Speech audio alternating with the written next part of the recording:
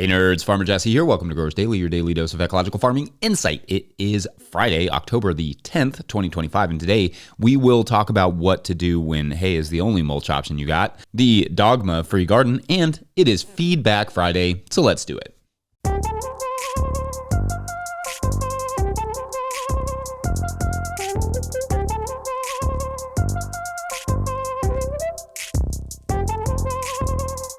All right, happy Friday, everyone. I hope you all are doing well, and the week has been a smash hit for you. Ours has been a little random, I think, with the kids out of school for fall break and the composting conference this week and an over 4-inch rainfall event on Tuesday, which was record-breaking, I think, for this time of year. I will not be at the conference today, or at least I don't think I will. I may try, but we'll see. But I had a blast yesterday at the Kentucky Composting Conference. Most of what I took away, I'm going to save for a little bit of stuff next week to talk about. So, something to look forward to. But on Wednesday, we went to the Bernheim Forest, south of Louisville here, and that was just really excellent. They have these amazing wooden forest giant sculptures that are really well done. A little bit hard to explain if you're just listening on the podcast, but they're really cool. So we walked around there for a while and just hung out with the kids and the giants, and enjoyed our first real burst of hoodie weather. I loved how much of that place was dedicated to different species of trees and flowers and grasses. There were wild persimmons on the ground and passion fruits in the prairie. I'll bet it is a wild cacophonic, is that even a word? Cacophonic array of birds in the spring. Definitely going to have to hit that place up again at some point. So I guess just another PSA to go explore the amazing outdoor places that are maintained around your state and region, because there's some true gems out there. Anyway, it is Friday, which means Feedback Friday, where we explore what you all were saying about this week's topics. On Monday, we talked about lemongrass, and we started our soil health series as well that day. A few people commented about their overwintering lemongrass strategies. At MK Farm Garden wrote, quote, North Texas, lemongrass grower here. We have the greenhouse sidewalls lined with lemongrass at all times and thin and split them up every spring and transplant outside once it warms up. Every once in a while, we will dig up and move some back inside the greenhouse when needed and have the room, end quote. Also, at Silver Saab Arc, not sure if I said that right, wrote, quote, Southern Michigan. My basement stays between 47 degrees and 56 degrees Fahrenheit during the winter. Lemongrass is a lot easier than overwintering chili peppers. Mine usually stays pretty dormant overwintered in food grade 3.5 gallon buckets. They get about 6 hours of grow light. My chilies get direct placement. The lemongrass gets placed in the indirect light saturation. It gets planted in raised beds in June, end quote. And also for another one, at Kent Suji Farm wrote, quote, I just bring my lemongrass in for the winter, put it with my houseplants, and then transition it out next late spring. It is awesome, and my second season with it, end quote. So there you go, some additional experience there, and I may try a bit of that myself this year just to see how it goes. I would love to have earlier and thicker lemongrass, so I'm down with that. On Tuesday, we continued on with our soil health principles, and that got a lot of good feedback. In fact, that's a topic I'm going to be tackling more at the Carolina Farm Stewardship Conference next month, so if you're in South Carolina area, I'll see you over there. I'll have Mike put the link in the show notes for that. That day, we also talked about pathway management, though, with wood chips. At No Vampires 223 wrote, quote, I live in Southern Oregon and have access to a free sawdust, which I have always used in my chicken house. I found wood chips could bring in invasive plants from just the cut tree limb falling into a patch of weeds along the highway, and then I had those weeds invade my organic property. What do you see as a difference, if any, between sawdust and wood chips, besides the no greenery in the mix and being smaller chunks, of course? Thanks, Jesse, end quote. Okay, thanks, and bummer about the invasives there. That's a bummer. And yeah, anytime you are bringing in any sort of outside material like wood chips, hay, straw, etc., it's hard to know for sure what's in it. Wood chips don't usually have invasives in our area, but it's certainly possible. Now, for the sawdust versus wood chip question, the biggest difference between them is surface area. Wood chips are larger, so less surface area. Remember, smaller things have more surface area. That means sawdust can more readily lock up nitrogen, though, if worked into the soil. The other factor is that sawdust can be what we call hydrophobic, meaning that it does not allow water to penetrate very easily, like underneath of it. So in drier regions, it may be a challenge to have water penetrate that sawdust if it's laid down, like for instance in your pathways, or it may wash out in more heavy rainfalls more easily than perhaps wood chips. I like sawdust for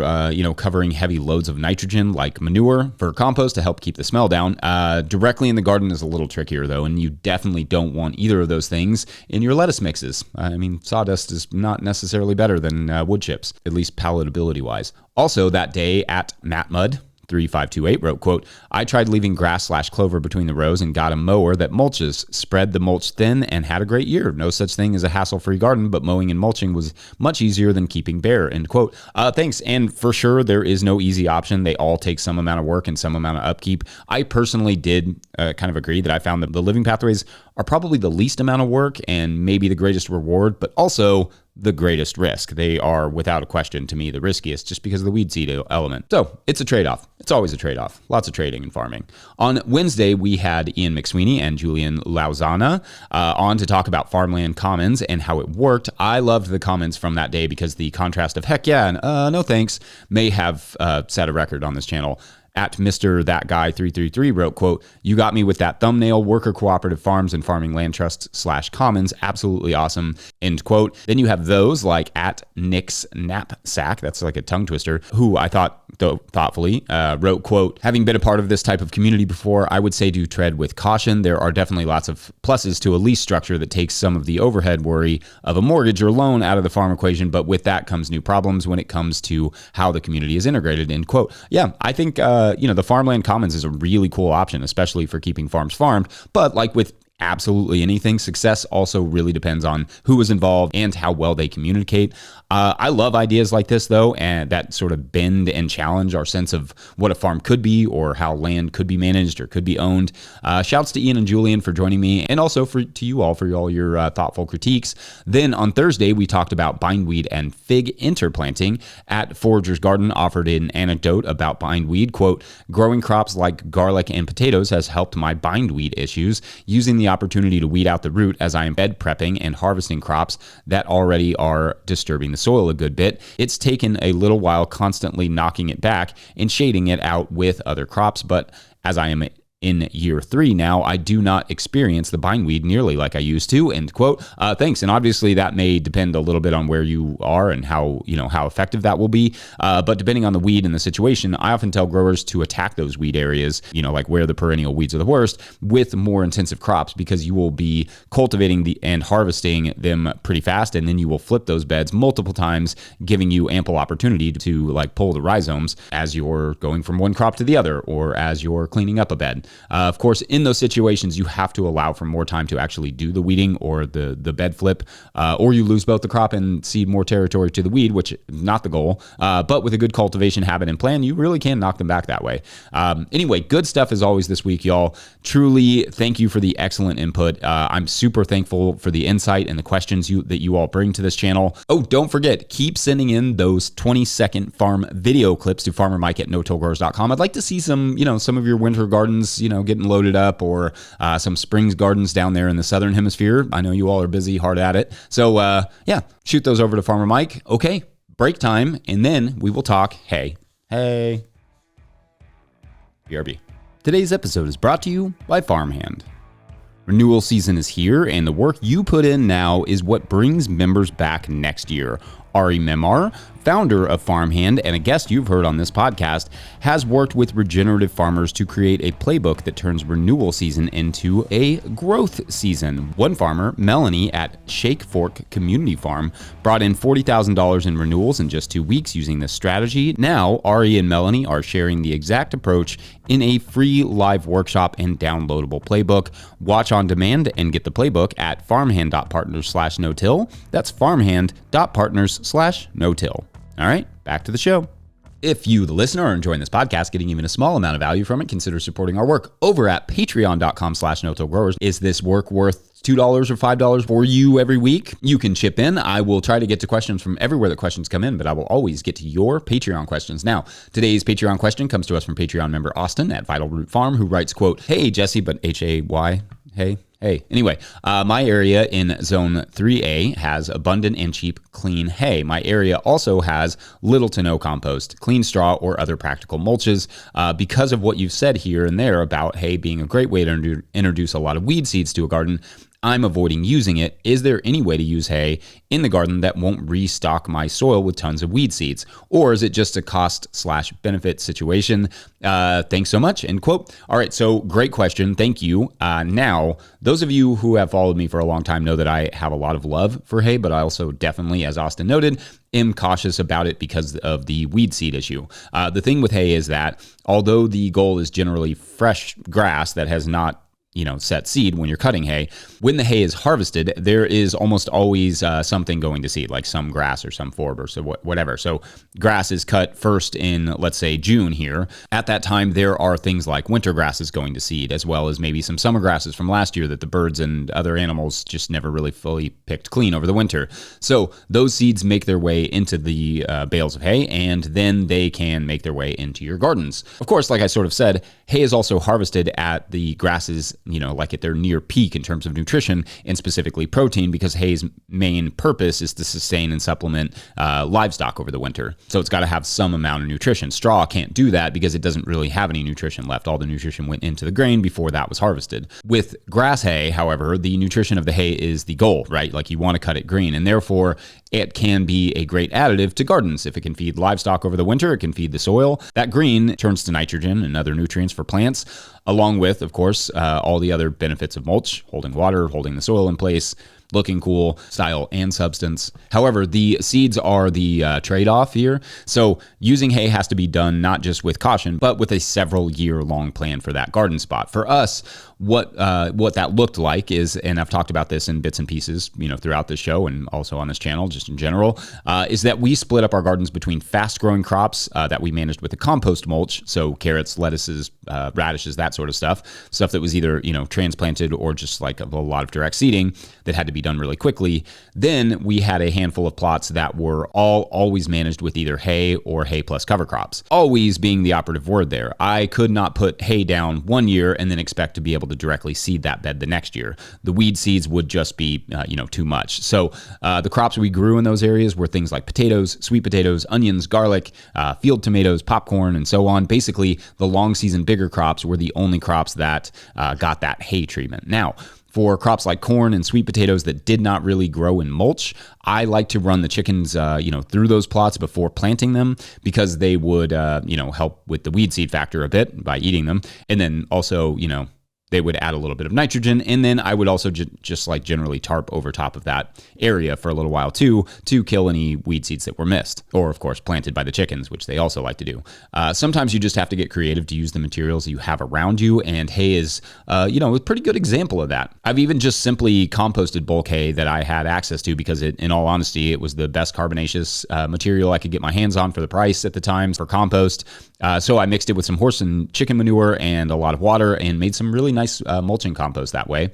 Anyway, I do love hay. It's abundant here as well, but I also think it's among the more difficult mulches to use, and you should proceed with caution because it can contain not just things like grass, but things like Johnson grass that can be difficult to get rid of once established. And of course, since you're in such a cold climate, you also have to think about when you're using it and how, because it will cool your soil. I promise a whole series on each mulch before too long, because talking about each mulching option more in depth would be super helpful. And there are several studies I've not really talked about yet on mulch here, so that's fun. Always something new to explore. More on that later. Great questions, and folks, always feel free to add your insight. Otherwise, it's one last break, and then when we come back, we will kill us some Dogma. Be right back. So this is ants just taking up residence inside of a Napa cabbage. That's fun. Farmer Claire Coleman here from the Winter Growers Podcast. Did you know that I also founded Real Farmer Care, a nonprofit that supports farmer well-being? From my own experiences farming, I knew firsthand that this type of support was missing from ag, so I decided to do something about it. As of today, there are over 500 farmer recipients of a $100 self-care award, with more applying daily. If you'd like to help, each $100 donated supports one new farmer. Visit realfarmercare.com to donate and learn more. Again, that's realfarmercare.com. All right, so at the start of this week, I talked about the principles of soil health, keeping the soil covered as much as possible, planted as much as possible, and disturbing it as little as you possibly can in your context. There is, of course, a hidden principle within all of those three principles, which is to say, grow without dogma, represented with as possible. When we first started no-till growers, people would often say things like, If you are planting a crop in the ground, it's tillage. Or if you're broad forking the soil, it's harming some soil life. So that can't possibly be no-till. But one thing we have long maintained is no-tillage is not the starting point, or at least not always. No-till is the ultimate goal, right? No-till is a philosophy of doing less, of causing less harm, of actively improving the soil. And sometimes along the way, it's going to require some soil work, and it definitely requires putting plants in the ground. However, no two farms can and will go about this the exact same way. Farming and gardening is a relationship business. In the same way, one partner cannot just hoist upon another partner what they want without first asking what the other person wants from the relationship. The grower must listen to what their soil needs and not just bring their own unshakable idealisms to the soil. Moreover, what my soil needs here in Kentucky Zone 6B is going to be different from what a sandy soil needs, a tropical soil, a prairie soil, and so on. So too will my tool access be different, and the crops that I want to grow will be unique to my market. The materials I have that I can cover my soil with will not only be specific to my region by and large, but at a different cost, in different quantities with different levels of quality. All of that is simply to emphasize that we cover the soil, plant the soil, and we're gentle with our disturbance as much as possible, because success with growing food is not going to come from one's own view of what is a perfect farm, but rather one's ability to build a relationship with that farm. So do these things as much as possible as you can in your context, and don't compare what you are doing or how little or much you're doing to others, or think of any requisite disturbance as a failure if it's moving you closer to a healthier farm.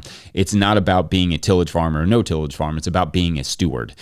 Being dogmatic about what a farm should be is not stewardship, it's performance. So indeed, don't bring your own strict ideas to the farm. Make it more collaborative. Let the farm create the ideas with you. And I think we will let you all say the rest in the comments. Otherwise, that's a wrap Friday. Don't forget, No-Till Growers is now officially a nonprofit 501c3, so donations are tax deductible and greatly appreciated. Please make sure to like and subscribe and or follow wherever you're getting this podcast. That's an easy way to help us out. Enormous thank you to all of our show sponsors. And if you'd ever like to sponsor the show, you can reach out to Farmer Michelle at notillgrowers.com. Huge shouts to Willie Breeding for the theme music and Mike Hilbert for the production help and editing. Also, shouts to Epidemic Sound for the background music that you can hear. Curses or praise, news and instruction omits for the pain. Pick up a hat or a copy of my book, The Living Soil Handbook, at notillgrowers.com to support our work.